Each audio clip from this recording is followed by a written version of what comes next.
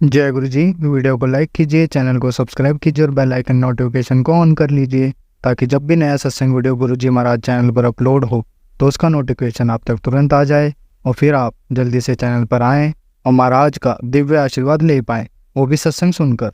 जय गुरु जी। आज मैं आप सबके साथ जो सत्संग शेयर करूँगा वो हमें व्हाट्सएप के माध्यम से प्राप्त हुआ है। हमें बेहद ही अच्छा लग रहा है कि आप हमें अपनी मैजिकल जर्नी भेज रहे हैं।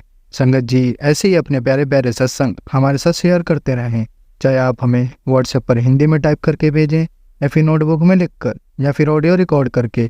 हमारी आपसे सिर्फ एक छोटी सी विनती है, जब भी आप अपना नया सत्संग रिकॉर्ड करें तो उसको एक शांत वातावरण में ही रिकॉर्ड करें। संगत जी आज जो हम सत्संग सुनेंगे वो एक गुरु भक्त आंटी जी का है और आंटी जी अपनी पहचान गुप्त रखना चाहती है जो हम समझ सकते हैं। चलिए आज का ये सत्संग हम आंटी जी के बोले हुए शब्दों में ही हम सब सुनते हैं। बहुत ही अद्भुत सत्संग शेयर करा है आंटी जी ने। आज आप इस सत्संग को ध्यान से और अंत तक सुने जिससे महाराज का दिव्य आशीर्वाद आप सभी को मिल सके। आंटी जी ने जैसा सत्संग हमारे साथ शेयर करा है वैसे ही आप सबके साथ इस सत्संग के माध्यम से साझा करने जा रहे हैं। इसलिए आप सभी संगत सत्संग के अंत तक बने रहना और सत्संग को बहुत ध्यान से सुनना और सत्संग को बीच में ना छोड़ें, क्योंकि सत्संग सुनने वाले का भी कल्याण होता है और सत्संग करने वाले का भी। और हो सकता है जो आप आज सत्संग सुने उससे आपको भी अपने कई सवालों के जवाब मिल जाएं। चलिए सत्संग शुरू करते हैं। जय गुरु जी। जय गुरु जी। शुक्राना गुरु जी। अनंतम अनंतम शुक्राना गुरु जी। संगत जी आज मैं अपना शुक्राना सत्संग शेयर कर रही हूँ। गुरु जी का मेरे को बार बार मैसेज आ रहा है और ये अपना शुक्राना शेयर नहीं की। संगत जी मैं माफ़ी मांगती हूँ, थोड़ा सा मैं लेट हो गई। संगत जी मैं गुरु जी का शुक्राना सत्संग गुरु जी के मंत्र जाप से स्टार्ट करना करोगे। ओम नमः शिवाय, शिव जी सदा सहाय। ओम नमः शिवाय, गुरु जी सदा सहाय। संगत जी मुझसे कोई गलती हो जाए तो मुझे क्षमा कर दें, माफ़ कर देंगे। संगत जी मैं अपना पार्लर चलाती थी तो मैं पार्लर छोड़ के कभी घूमने फिरने नहीं गई, क्योंकि अकेली सारी जिम्मेवारी मेरी पार्लर की मेरे ऊपर ही थी। तो किसी टाइम लड़कियां नहीं भी आती थी तो मैं अकेली ही पूरा पार्लर संभाल लेती थी।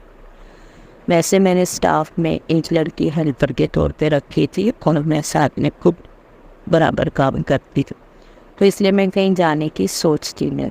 तो संगत जी गुरु जी ने मेरे को एक यात्रा ब्लेस की वैष्णो देवी की। तो संगत जी मैं और मेरी एक दो फ्रेंड यात्रा पे जाने के लिए तैयार हुए, लेकिन संगत जी मेरा ध्यान पीछे था।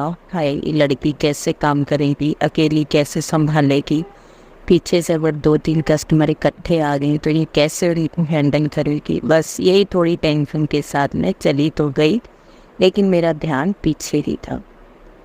संगत जी हम लोग ट्रेन में वैष्णो माता के दर्शन के लिए हम निकल पड़े। संगत जी हम जब वहाँ पहुँचे, वैष्णो देवी यात्रा चढ़ाई चढ़ रहे थे, तो जब हम चढ़ाई चढ़े वहाँ पे तभी हमने दर्शनों के लिए अंदर जाना था, तो बाहर लाइन काफ़ी लंबी लगी हुई थी। तो मुझे शॉप से फ़ोन आया दुकान से लड़की का, और संगत जी मैं पीछे से ना अपनी बेटी को बोल गई थी कि वो शॉप पे शाम को आ जाया करेगी और शाम को बढ़वा के दुकान चाबी ले जाया करेगी। वो कॉलेज जाती थी, कॉलेज से फिर शाम को दुकान पे आ जाया करेगी। तो संगत जी मेरी बेटी दोपहर के बाद शॉप पे आ जाती थी, पूरा ध्यान भी रखती थी और शाम को फिर शॉप बढ़वा के चाबी ले जाती थी। संगत जी मेरी वहाँ से शॉप से फ़ोन आया तो मेरे को लड़की बोलती है, दीदी आप ने यात्रा पूरी कर ली। मैंने कहा नहीं अभी हम पहुँचे हैं, अभी यात्रा में थोड़ा सा रश है तो भी टाइम लगेगा, लगे हुए लाइन। तो कहती कि दीदी यहाँ पे ना बहुत बड़ा चमत्कार हो गया। मैंने कहा क्या हो गया? मैं कह कहीं कोई इस पर तो आग तो नहीं लगा दी, क्योंकि ध्यान मेरा पीछे भी। कह रही नहीं दीदी यहाँ पे ना दोपहर को 4-5 बजे के करीब जो आपने मंदिर बनाया हुआ है, वहाँ पे मैंने गुरु जी का स्वरूप रखा था, तो गुरु जी के चरण रखे हुए थे और लक्ष्मी माता की भी फोटो रखी हुई थी। गणेश जी की भी वहाँ पे मैंने स्थापना कर रखी थी, जहाँ पे मेरा दुकान का मंदिर था। तो सुबह लड़कियाँ सुबह के टाइम धूप बत्ती वगैरह करती थी और जोत जलाती। तो संगत जी, लड़की ने बताया कि 4-5 बजे के करीब हम लोग धीरे भी काम कर रहे थे सब जाने। तो हम क्या देखते हैं, मंदिर के अंदर जोत अपने आप दिए के अंदर चल रही है। उसके अंदर ना कोई घी है, ना कोई तेल है, कुछ नहीं है। और वो जोत कम से कम थी 5 मिनट चलती रही और हम देखते रहे। और मैंने वहाँ पे 1-2 कस्टमर भी आए हुए थे, उन्होंने भी तो की, और वो जोत अपने आप जल के 5 मिनट अपने आप बंद हो गई। और दीदी हमने तो उस पर कुछ दिया बत्ती कुछ भी नहीं रखा। सुबह जोत जलाई थी, उसके बाद हमने जोत जलाई थी, उसके अंदर शाम को तो दीदी थी माता रानी ने यहाँ पे भी हमें दर्शन दे दिए। आपकी प्रेजेंट उन्होंने यहाँ पे भी ब्लेस कर दिया। ये कितना बड़ा चमत्कार है संगत जी। देखो गुरु जी ने मेरे को मेरी शॉप पे भी ब्लेसिंग वहाँ से आके यहाँ पे दे दी। जय गुरु जी, शुक्राना गुरु जी, अनंतम अनंतम शुक्राना मेरी। बहुत बहुत शुक्राना गुरु जी, लख लख शुक्राना। संगत जी, गुरु जी ने इतनी ब्लेसिंग दे रखी है, इतनी ब्लेसिंग दे रखी है कि इसका हम बखान नहीं कर सकते। संगत जी, ऐसे ही गुरु जी अपनी मेहर अपनी कृपा हम सब के ऊपर बना के रखें, सबके कारोबारों में बहुत बरकत डालें, सबके बच्चों को अच्छी शिक्षा दे, अच्छी की मत दे, हर बुरी संगत तो बचा के रखें, हर बुरी शय तो बचा दो। साढ़े अंदर काम क्रोध लोभ मोह मनिकार दिन भी सब जड़े सादे कभी भीतर वैसे हो रही इन्ना सारे अनुदान तो बहुत सारे सहज करने मरता वासा रख कि अपने चरणों नाम जोड़ के रखी कि सानू अपने वंड के रखन, साड़ी बाह फड़ के रखन सच्चे पातशाह। एवं अपनी मेरे अपनी ब्लेसिंग्स सानू सब दे लेते हैं, चुनी चपमिते रहना अपने चरणों नाम जोड़ के। जय गुरु जी, शुक्राना देवी जी, अनंतम अनंतम शुक्राना देवी जी। संगत जी, मैं यहीं पे अपना सत्संग विराम करूँगी गुरु जी के मंत्र जाप से।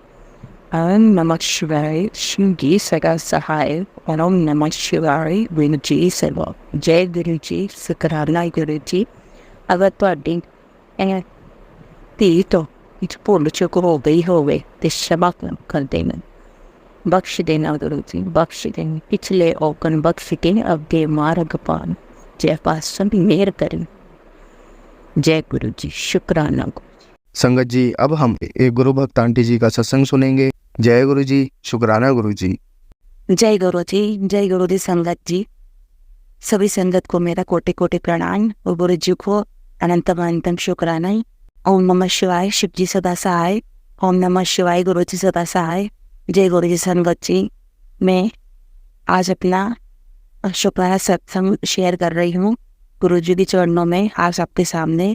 इसमें मैं कुछ आपको बताना चाहती हूँ और कुछ आपसे जानना भी चाहती हूँ। संगत जी, कुछ चीज़ जानना, कुछ बातें जानना चाहती हूँ, थोड़ा कन्फ्यूज़न भी है मुझे, तो और कुछ बताना भी चाहती हूँ अपनी जर्नी जो गुरु जी के साथ हुई। तो मैं अपना सत्संग स्टार्ट करती हूँ। मेरे ख्याल से ठंड की बात है, अभी कुछ महीने पहले की हमारे सामने एक फैमिली लेने आई। उनकी शादी को 11 साल हो चुके थे, कोई बेबी नहीं हो रहा था उनका। और मैं उस समय गुरु जी से जुड़ चुकी थी। मैंने उनको, आंटी को नॉर्मली बोला कि हमारे गुरु जी हैं, सब कुछ बताया मैंने उनको गुरु जी के बारे में। मैंने कहा बर्दाश्त करके देखिए, आपकी झोली गुरु जी जल्दी ही भरेंगे। तो वो जुड़ी, उनने देखना चालू करा, कुछ एक सत्संग सुनना चालू करे। धीरे धीरे धीरे अभी मुझे 1 महीने पहले से मैसेज आ रहे थे कि तेरे घर में एक मेहमान आने वाला है, कोई आने वाला है, तेरे घर में खुशखबरी आने वाली है और तेरे घर में नया मेहमान आने वाला है। मुझे ये समझ में नहीं आ रहा था कि मैंने तो वैसे एक बेटा 12th क्लियर किया है और एक बेटा 8th क्लियर किया है, अब कौन आने वाला है, तेरी गोद भरने वाला हूँ, गुरुजी ऐसे मैसेज दे रहे थे। तो मुझे आश्चर्य जरूर होता कि ऐसे मैसेज मुझे बार बार क्यों आ रहे थे, बार बार संगत जी ये मैसेज मुझे बार बार आ रहे थे। तो मुझे कन्फ्यूज़न बहुत हुआ। तो मैंने कहा गुरुजी वैसे मुझे छोटे छोटे जो पप्स होते हैं, डॉग के बच्चे, ये चूहे होते हैं, खरगोश होते हैं, ये सब मुझे बहुत पसंद है। मैं बचपन से इनके साथ ही खेल के बड़ी हुई हूँ। तो मैंने गुरुजी से ये कहा था, गुरुजी अगर आपको कुछ देना ही है तो मुझे छोटा सा पप्स दे दीजिए कि मेरा टाइम भी पास हो जाएगा और मुझे बहुत पसंद है। तो ऐसे ही गुरुजी से मैंने नॉर्मल बात करी, फिर मैं भूल गई। फिर मेरे ख्याल से 2-3 दिन बाद सामने वाली आंटी ने मुझे मैसेज किया कि भाभी जी गुरुजी ने मेरी अरदास सुन ली, मेरा फर्स्ट मंथ कंप्लीट होने वाला है, गुरुजी ने मेरी अरदास सुन ली। मुझे इतनी खुशी हुई संगत जी कि मैं गुरुजी ने मुझे माध्यम बनवाया किसी के लिए। जब भी मैं समझ नहीं पा रही थी, मुझे हालांकि लग रहा था कि कहीं बेबी होने वाला है, तो सामने मुझे लगा तो था कि शायद सामने वाले है, पर मेरी हिम्मत नहीं थी पूछने की, कैसे पूछ दें। 11 साल से जब हो ही नहीं पा रहा, तो होता है तो मुझे विश्वास था, पर अब जब होता, पर मुझे बहुत आश्चर्य हुआ। मैंने तुरंत मैसेज किया कि गुरुजी का शुक्राना करो, सत्संग अपलोड करो। फिर मैंने फेस टू फेस बात करी 2-3 दिन बाद, तो बोलती हाँ मैंने सत्संग अपलोड कर दिया।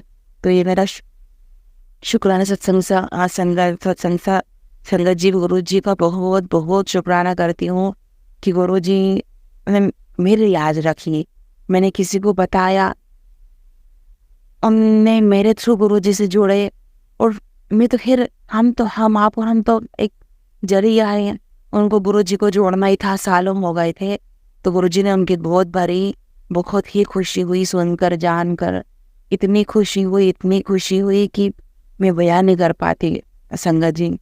अच्छा, मैंने कुछ समय पहले एक सत्संग अपलोड किया था कि जैसे मेरे रूम में कुछ गुस्सा था, कुछ हवा टाइप की थी, तो मैंने सत्संग अपलोड किया था। तो गुरुजी ने मैसेज भी किया था कुछ दिनों बाद कि जो तुझे परेशान कर रहा है उसको मैं आप पे देख लूँगा।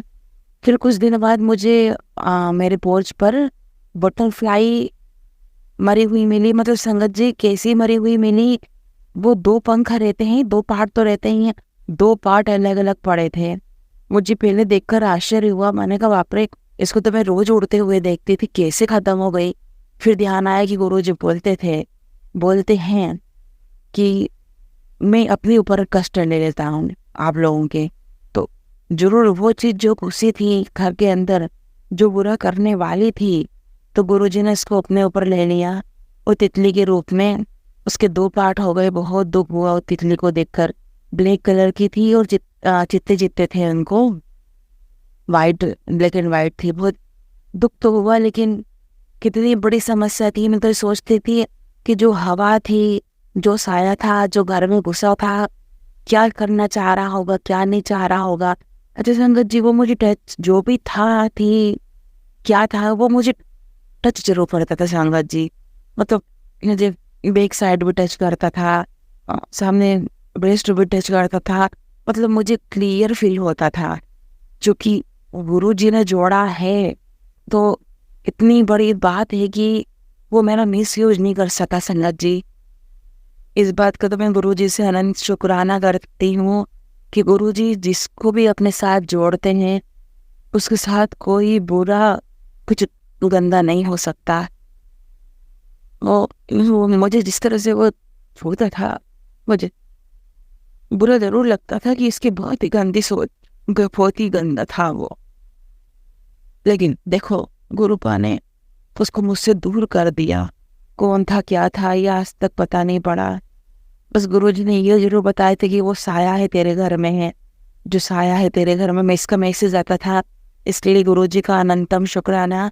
एक बात जरूर बोलना चाहूँगी, ये गुरुजी ही कहलवा रहे हैं कि आप जितने भी, मेरा मित्र जितनी भी लेडीज तक, लड़कियों तक पहुँच रहा है, आप बिल्कुल निश्चिंत हो जाइए कि गुरुजी के होते हुए कोई आपको छू भी नहीं सकता। ये तो सबसे बड़ी बात है, क्योंकि इंसान तो एक तरफ गया, वो जो हवा थी, वो छाया थी, वो कुछ बुरा नहीं कर पाई मेरे साथ। लेकिन वो मेन मेन जगह मुझे छूती थी तो मुझे अजीब तो लगता था। खैर गुरुजी ने उसको मुझसे दूर कर दिया। इससे बड़ी और क्या खुशी चाहिए, इससे बड़ी और क्या खबर चाहिए संगत जी, मतलब क्या होना चाहिए इससे बढ़कर। गुरुजी का बहुत शुक्राना। गुरुजी कितना ध्यान देते हैं कि मेरी बच्ची है, मेरी लड़की है, इसके साथ में कुछ भी बुरा तो होने नहीं दूंगा और इसके साथ वो कुछ गंदा भी नहीं होने दूंगा संगत जी। बहुत बहुत बड़ी बात है संगत जी। मैं बता रही हूँ, मैं जान रही हूँ कि मैं कैसे बता रही हूँ, लेकिन गुरुजी कहते हैं कि जो हुआ है वो सब कुछ बताओ। और वैसे भी आप सब संगत तो परिवार ही हमारा, तो इसलिए थोड़ा मन में लग रहा है, लेकिन बताना बहुत जरूरी है संगत जी। क्योंकि आजकल वैसे तो ये फैशन में ही आ गया कि कोई ना कोई किसी ना किसी का यूज कर देता है, छोड़ देता है, बर्बाद कर देता है। लेकिन गुरुजी के होते ही वो कुछ भी नहीं हो सकता, ना इंसान, ना शैतान, ना साया, ना हवा, ना कोई बुरी बला, कोई कुछ भी नहीं बिगाड़ सकता। बस गुरुजी का साथ रहे, गुरुजी का आशीर्वाद रहे अपने पास। गुरुजी की स्वरूप जरूर रखी है घर में, तो गुरुजी स्वरूप में साक्षात विद्यमान है संगत जी। अब मेरा नेक्स्ट सत्संग ये है कि एक दिन, वैसे तो छोटा सा सत्संग है, आप लोग मतलब अदरवाइज नहीं लेना, लेकिन ये बताने की चीज है इसलिए मैं आपसे बता रही हूँ कि मेरा बेटा एक दिन कहीं गया था, तो वो घर आया तो उसने बाइक की चाबी कहीं डाल दी। उस समय मुझे पता नहीं था, किसी को नहीं पता था। अब उसे कहीं जाना था तो वो ढूंढ ढूंढ के थक गया, उसको नहीं मिली। मैंने भी खूब ढूंढी, सास ने ढूंढी, ससुर ने ढूंढी, मेरे छोटे बेटे ने ढूंढी, नहीं मिली। सब जगह ढूंढी, फिर पूरा रूम उसका जमा लिया। 2 घंटे लग गए रूम जमाने में। दीवान के नीचे मैंने झाड़ू लगा दी, मुझे नहीं मिली। आखिर में मैं तो थक गई थी, बैठ गई, अपने दूसरे काम में लग गई। फिर उसने भी ढूंढी, लेकिन रात हो चुकी थी। उसने बोला मम्मी मैं गुरुजी से पूछता हूँ, मैं फोन से पूछूं कि सरों के सामने पूछूं। तो मैंने कहा सामने के सामने है, पूछ लो।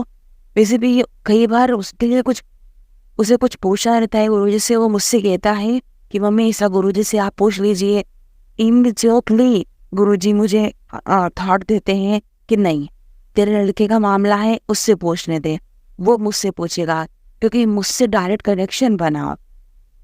वो ये चाहते हैं कि जिसकी प्रॉब्लम है वो ही बात करें, मैं सॉल्व कर दूंगा। मेरे कहने से भी हो जाता था, ऐसा नहीं है। लेकिन बच्चे खुद पूछें तो कम से कम वो समझेंगे कि हाँ गुरुजी हैं। नहीं तो वो तो नॉर्मल में रहते हैं, हो गया काम, फुर्सत, बात खत्म, अपने उठे चले गए, आ गए, बैठ गए, ना हाथ जोड़ना ना कुछ। वैसे भी करते ही नहीं है। छोटा वाला तो थोड़ा जुड़ा हुआ है, बड़ा वाला तो कुछ नहीं, जब जरूरत आता है तो ही बस गुरुजी गुरुजी करता है, ऐसे वो ज्यादा ध्यान नहीं देता। मानता जरूर है कि हाँ बहुत बड़ी शक्ति है, ये चीज तो वो जानता है। पर मैं उससे बार बार कहती हूँ कि गुरुजी के सामने हाथ जोड़ लिया कर, अरदास कर लिया कर।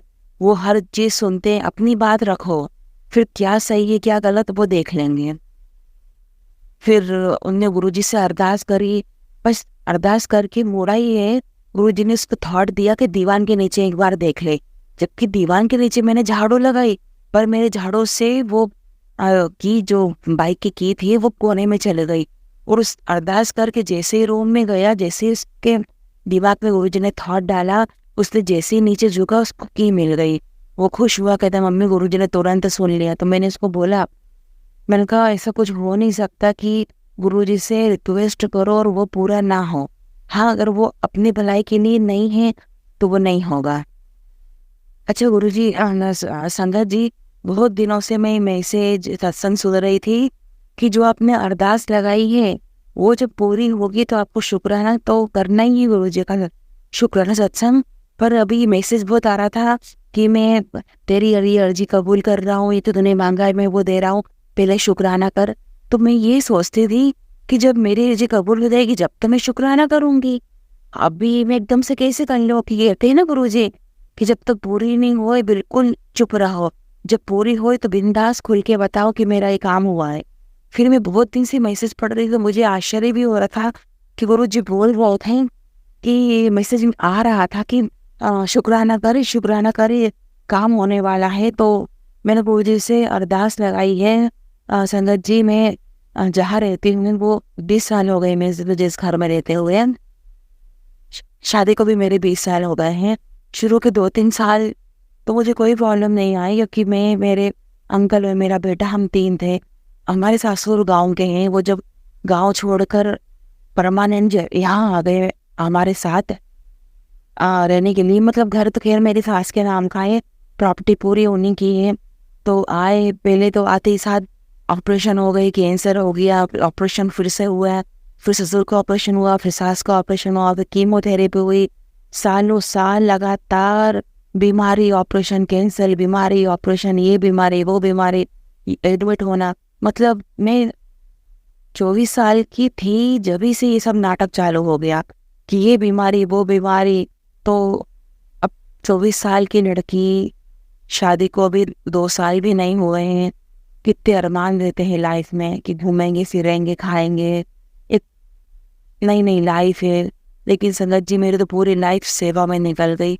फिर भी मैंने उफ तक नहीं किया। चलो, बुजुर्ग हैं, आए हैं, सेवा तो करनी पड़ती है। वहाँ मम्मी पापा भी मेरे यही बोलते थे कि सास ससुर है, बीमारी तकलीफ में है, तो मैं सेवा तो करनी पड़ेगी। चूँकि मैं अपने सास ससुर की इकलौती बहू हूँ। मैंने ये सब किया संगत जी, मैं झूठ नहीं कह रही आपसे। उसके बाद मुझे इसका सेवा का फल ये मिला कि आए दिनों लड़की लड़ती, हमारा घर है, निकलो, हमारा घर है। मतलब इतनी मोनोपोली बताती, हमारा घर है, हमारा घर है। कई बार लड़ाई हुई, निकलो। कई बार लड़के से बोला, निकलो, भगाओ इसको। कई बार मतलब हम पति पत्नी में तो वो जो लड़ाई चालू करवाई है, तो वो आज तक लड़ाई ख़त्म ही नहीं हुई। शांत तो कुछ दिनों के लिए हो जाते हैं, लेकिन धरती ही रहती है मेरे अंकल को। एक बार ससुर भी चिल्लाए, निकलो, चुटकी बजाई उनने, का अभी क्या भी निकल जा घर से। एक बार फिर ऐसी कोई छोटी सी बात हुई, छोटी सी बात में मेरे अंकल ने भी कहा, निकलो घर से, निकलो घर से। अब संगत जी, प्रॉब्लम ये है कि मैं मायके जा नहीं सकती, क्योंकि एक बार विदा हो गए तो हो गए संगत जी। हाँ, मायके जाते हैं, कुछ दिन के लिए जाते हैं कि लड़की मायके जाती है कुछ दिनों के लिए, लेकिन मैं मायके की देरी अब नहीं चढ़ सकती संगत जी। और ऐसे तो बहुत लड़कियां होंगी जो अपनी मायके की देरी नहीं चढ़ सकती हैं। लेकिन क्या संगत जी, माँ बाप इसलिए शादी करते हैं कि सब कुछ दिया, सब कुछ किया, और आखिरी में भगा दिया जाता है लड़की को। मतलब इतनी सेवा करने के बाद, भगवान कसम, इतनी सेवा करने के बाद यही फल मिलता है कि निकलो हमारे घर से। और 24 घंटे, 12 महीने, 7 दिन सिर्फ मेरे ससुर और मेरे अंकल को मेरे खिलाफ झूठा भड़काया जाता है, झूठा। धीरे धीरे जब अति होगी संगत जी, तब मेरा भी आपा होने लग गया। अब जो मन में आता है मैं भी बोलती कि मैं भी चिल्ला देती हूँ।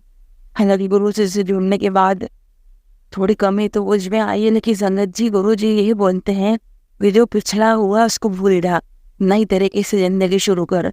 लेकिन क्या संगत जी, पिछला तो हम भूल जाए, लेकिन जो आज इतना बुरा बर्ताव हो रहा है, बदतमीजी हो रही है, झूठ बोला जा रहा है, इतना अपशब्द, इतना बुरा बोले जा रहा है, वो तो वर्तमान में रोज घटना घट रही है। भूला पिछली बातों को जा सकता है, अभी हाल की रूटीन जो बात हुई है इसके लिए नहीं भूला जा सकता। कई बार मैंने अपने आप को सोचा है, चलो माफ़ करो, बड़े हैं, बुजुर्ग है, माफ़ करो। हद पार हो गई संगत जी, हद पार हो गई। हमारा घर है, निकलो। अभी दिवाली पर जहाँ से बात की बहस हो गई थी, हम तो यहाँ वहाँ करने के लिए बैठे हैं। कुछ मैं बीमार हो जाऊँ या कुछ मजबूरी आ जाए, मैं सिर्फ इतना ही बोल दूँ कि आपकी और बाबा जी की 8 रोटी बना लेना, बाकी मैं बना लूँगी, देख लूँगी। तो लड़ने बैठ जाती है कि हम तो इस पार करने वाले हैं, हिसाब करने के लिए बैठे ही हैं, अब तो हम कुछ ना कुछ करेंगे ही सही। निभाई के जाती है तो इतना काम करती हैं कि मतलब खाने पीने का होश नहीं रहता, ना कंघी ना कुछ, ऐसी बुरी हालत हो जाती है। और खुद के घर में ये 4 रोटी बनाने में रो देती है, जबकि ऐसा मौका संगत जी साल में मुश्किल से 4-5 बार पड़ता हो। मैं कितनी ही बीमार हो जाऊं, मैं अपना काम नहीं छोड़ती कि टाल दो काम। ये कि 4 चीजें बनाना हो तो 2 बना के छोड़ देती हूँ मैं, पर कभी नहीं कि मैं सास के मत्थे छोड़ दो कि तुम कर लो, कि ये कर ले, कि वो कर ले। लेकिन संगत जी, इतना सुनाया जाता है जब गुरुजी से मैं जुड़ी, नई जोड़ी थी, तो तुरंत गुरुजी का मैसेज आया था कि तुझे मैं नया घर ब्लेस करूँगा। और संगत जी, कम से कम 16-17 साल हो गए हैं, इस घर से कुछ भी नहीं मिला है। जितना किया है उतना बुरा मिला है। तो गुरुजी से मैंने अरदास करी है, गुरुजी मुझे इस घर से मुक्त कर दो गुरुजी, मुझे अपनी सास के घर में नहीं रहना गुरुजी। मैंने अरदास लगाई है, 3 अरदास लगाई थी गुरुजी से। एक बेटे की 12th में पास होने की, तो वो पास हो गया गुरुजी की मेहर से। दूसरी मेरी अरदास थी कि गुरुजी बड़े मंदिर बुला लें, तो गुरुजी ने वो भी मेरी अरदास पूरी करी। तीसरी अरदास यही लगाई है, गुरुजी मुझे इस दलदल से निकाल लो। संगत जी, हम लोग जहाँ रहते हैं, घर के आप उतरोगे स्लीप से तो रोड ही नहीं है, आपसे जल्दी बनेगा ही नहीं। 2 व्हीलर में चला इसलिए नहीं पा रही क्योंकि मेरे घुटने में लास्ट ईयर तकलीफ हो गई थी, तो अभी तक मुझे थोड़ा आराम है, लेकिन ज़्यादा आराम नहीं पड़ पा रहा। तो मैं गाड़ी 2 व्हीलर भी नहीं चला पा रही। ऑटो से कहीं जाना रहता है तो चार्ज बहुत लगाते हैं, बेटा है कहीं नहीं जाए तो बस सब जगह आना जाना बंद है। जहाँ रहते हैं वहाँ सोशल नाम की कोई चीज़ ही नहीं है, आसपास लोग ही नहीं है ढंग के कि बात कर सकें। जब एक औरत घर से पजल्ट होती है, बाहर निकलती है कि चलो अड़ोस पड़ोस मिलेंगे तो बात करेंगे तो थोड़ा मन में हल्कापन आएगा, तो संगत जी यहाँ पर वो भी नहीं है। ऊपर से अब बारिश चालू हो गई तो सांप, इतने सांप दिखते हैं, इतने सांप मिलते हैं। एक दिन ऐसी सांप घुस गया था घर में, तो वो भी, ये भी मेरा सत्संग है। मेरे बेटे का स्कूल जाना था तो मैं उसके शूज़ उठाने गई, तो मैंने शूज़ पीछे से पकड़ते ही तो मैंने आगे से पकड़ी। मैंने कहा अगर सांप घुसा होगा तो मेरे उंगली पकड़ लेगा, वो तो मैंने आगे से शूज़ पकड़ लिया और आगे ही सांप बैठा था। पर गुरुजी की मेहर देखो संगत जी, मैंने अपनी लाइफ में पहली बार देखा है कि सांप पीछे की तरफ जा रहा हो। जैसे ही मेरे हाथ आगे शूज़ की तरफ आए, सांप धीरे धीरे रिवर्स होके अंदर शूज़ रैक के नीचे चला गया। मुझे बहुत आश्चर्य हुआ, मैंने गुरुजी का शुक्राना करा, क्योंकि एक तो एक चमत्कार है।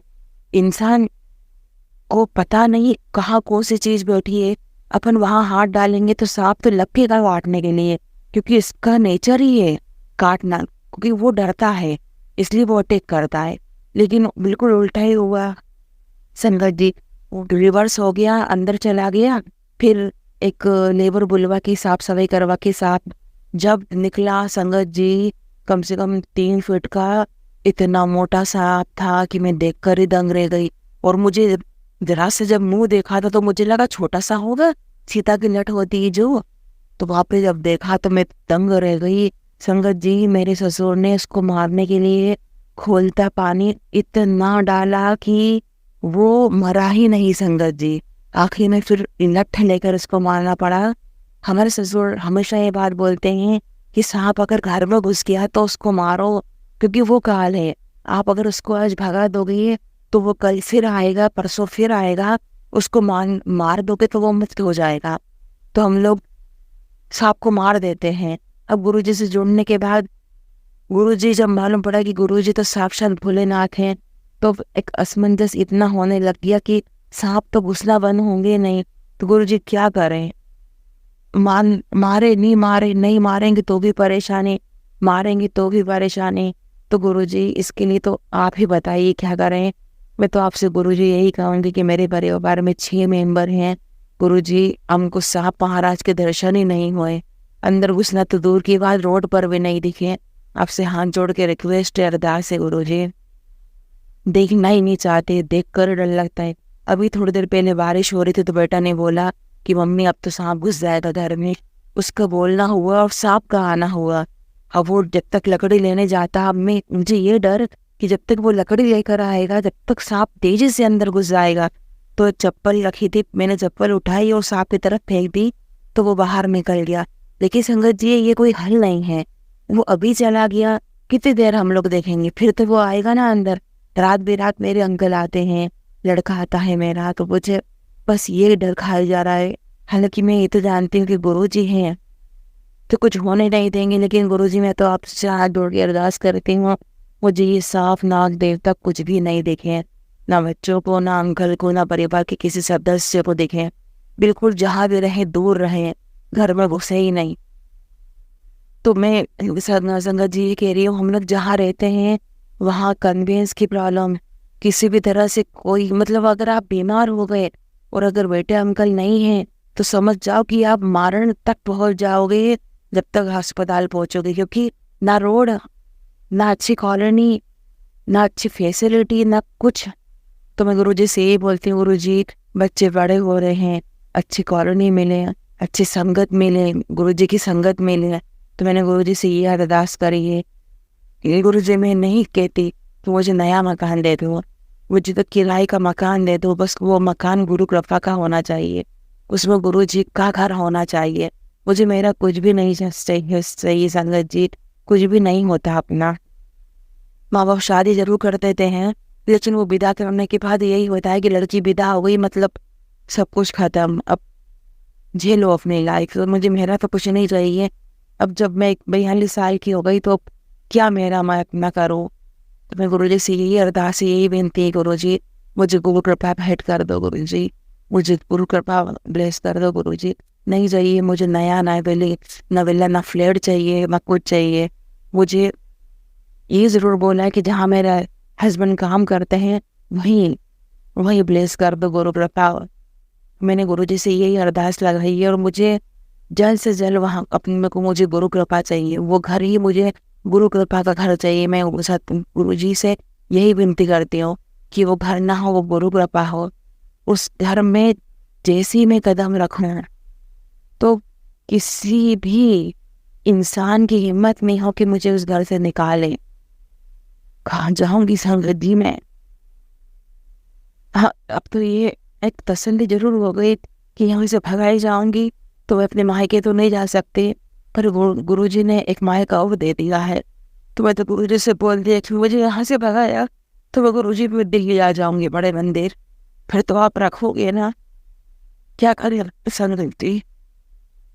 मैं हाउस वाइफ हूँ, पढ़ी लिखी हूँ, मैं नौकरी शादी के पहले कर नहीं पाई क्योंकि मेरा कोर्स चल रहा था। मेरे पापा ने कहा पूरा कोर्स कंप्लीट हो जाए फिर जॉब करना तो कॉन्सेंट्रेटली कर पाओगी। शादी के बाद कुछ करने नहीं दिया, दबंग रही अपनी लाइफ में, लेकिन दब्बू बना के रख दिए। कोने में जंगल में घर लेके डाल दिया ताकि किसी की नज़र मुझ पर पड़े नहीं। मैं जितनी ब्राउन माइंडेड थी, जितनी मैं स्मार्ट थी, सब कुछ दबा के रख दिया। जब ये वाला घर बन रहा था तो मुझे ले जाया नहीं जाता था कि जो लेबर है, जो मिस्त्री है, जो लड़के लोग हैं मुझे देखेंगे, मुझ पर गंदे नज़र डालेंगे।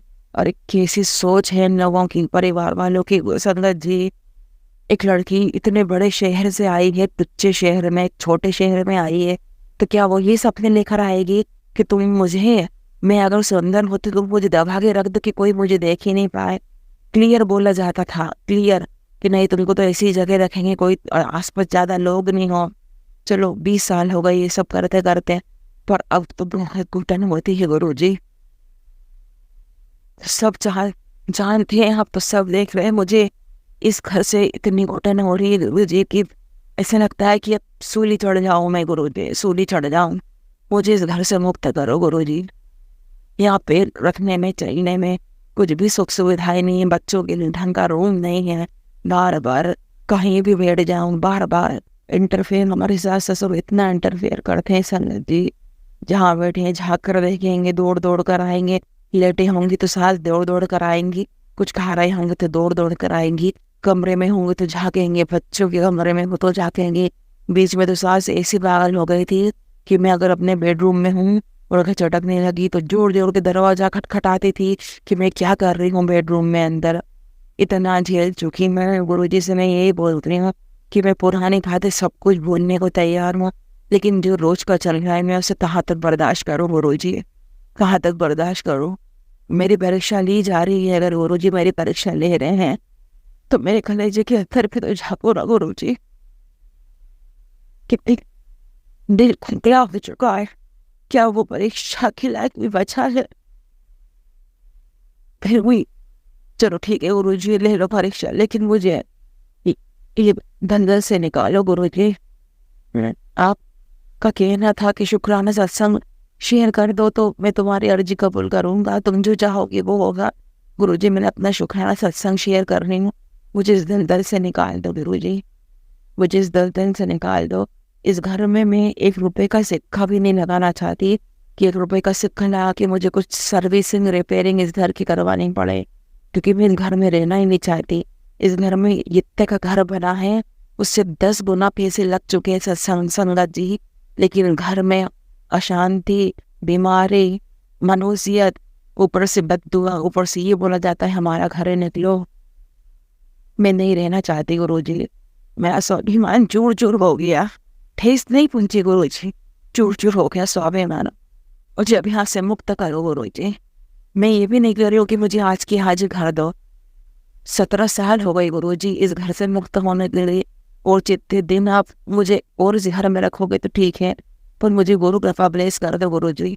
और किसी मैं इतनी हिम्मत नहीं होगी गुरुजी, वो इंसान पैदा नहीं हुए हुआ हो जो मुझे आपकी गुरु कृपा से निकालने की जरूरत करे गुरुजी, क्योंकि अब वहां से निकाली गई गुरुजी तो मैं नहीं बचूंगी, मैं जीना ही चाहूंगी, क्योंकि बूंद से घड़ा भरता है मेरा, तो घड़ा बह चुका है गुरुजी, बह चुका है।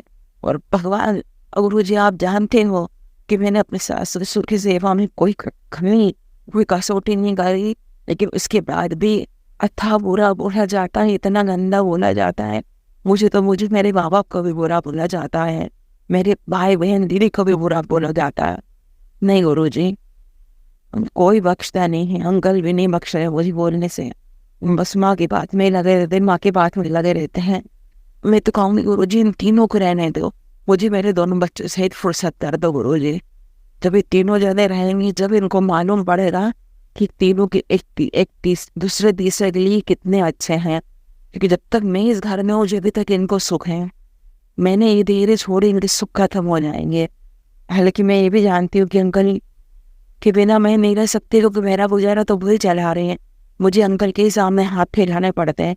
तो गुरुजी आपसे हाथ जोड़ के रिक्वेस्ट है, मुझे किसी के सामने हाथ पर पसारने दो गुरुजी। कुछ भी ऐसा सेवा, कुछ भी ऐसा काम दे दो गुरुजी कि मैं अपना खर्चा उठा सकूं गुरुजी।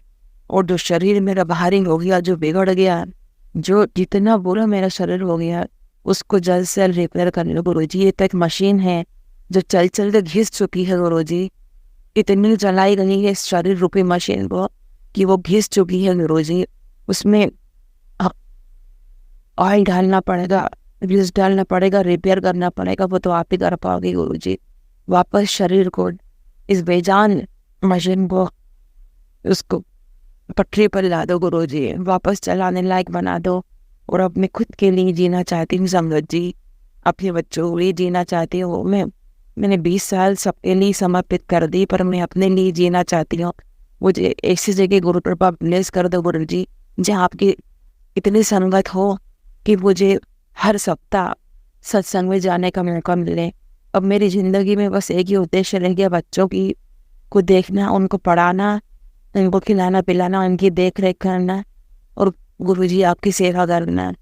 एक समय बाद तो ये बच्चे भी मुझे ताना देंगे, क्योंकि कोई अपना होता ही कहाँ है।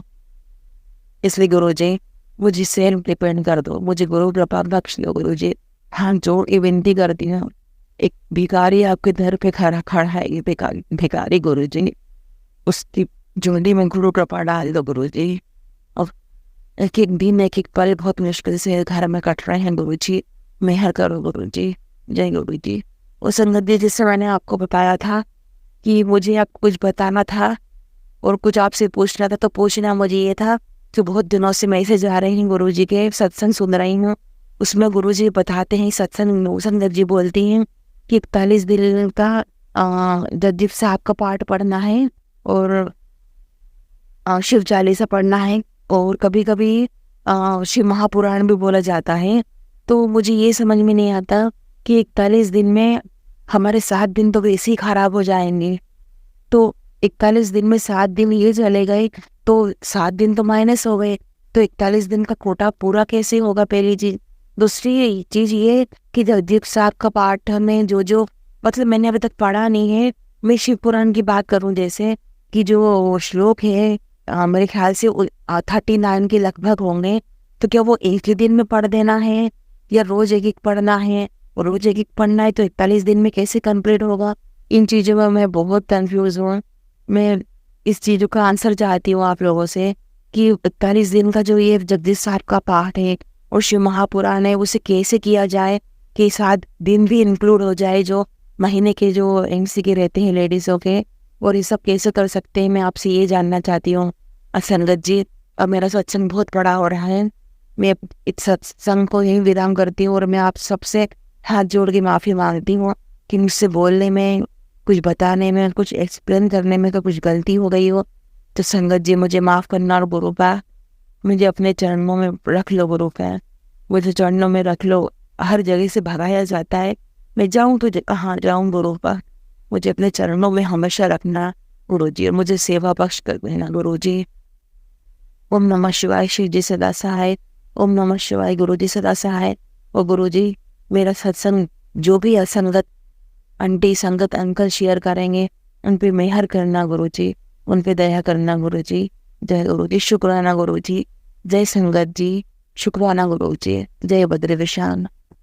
संगत जी, अगर आपको आज का सत्संग अच्छा लगा हो तो आप इस सत्संग को और संगत के साथ ज़रूर साझा करें, जिससे वो भी महाराज का दिव्य आशीर्वाद प्राप्त कर सके। जय गुरु जी।